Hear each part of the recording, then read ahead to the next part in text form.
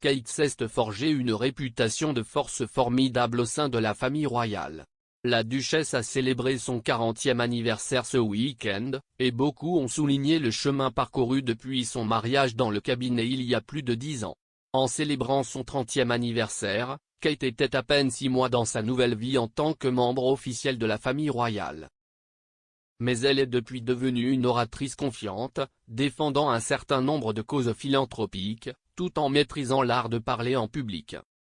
Katie Nicholl, une auteure royale, a déjà relaté la vie de Kate avant la famille royale, ses recherches révélant potentiellement pourquoi la duchesse s'est peut-être installée si facilement dans son rôle.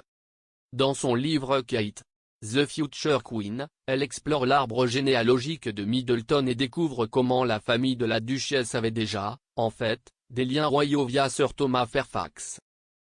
Michael Middleton, le père de Kate, venait d'un milieu aisé et son père, Frederick Glasbrough, travaillait dans une banque.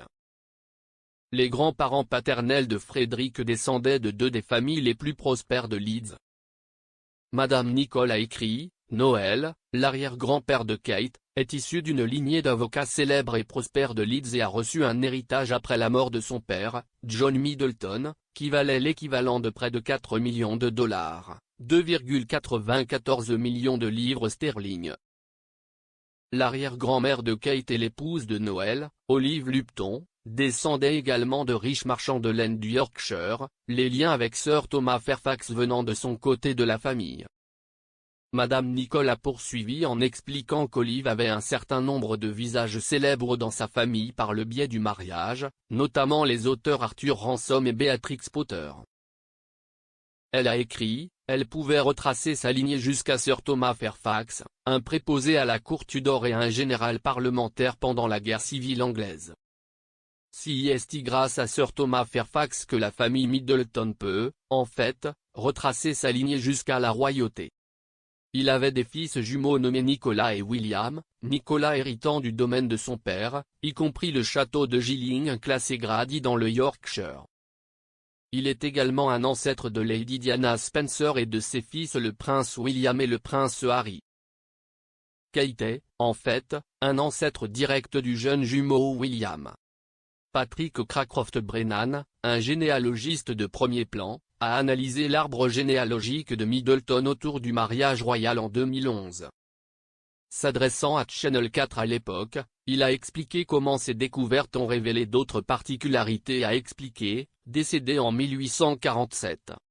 Il a épousé Lady Margaret Percy, quatrième et plus jeune fille d'Henri Percy, comte de Northumberland.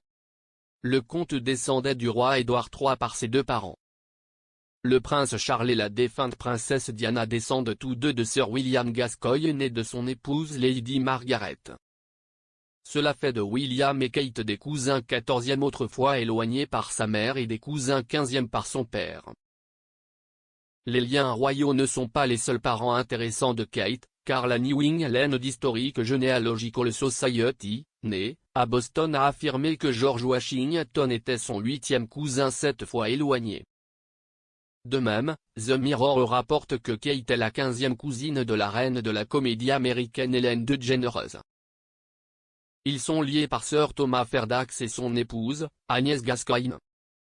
L'arbre généalogique de Middleton comprendrait cette famille qui ont immigré en Virginie à la fin des années 1600 et sont devenus en grande partie des ouvriers de la classe ouvrière. Le directeur marketing du Né, Tom Shampoo, a déclaré à eux en ligne que des dizaines de milliers d'Américains ordinaires sont des cousins éloignés de la duchesse de Cambridge.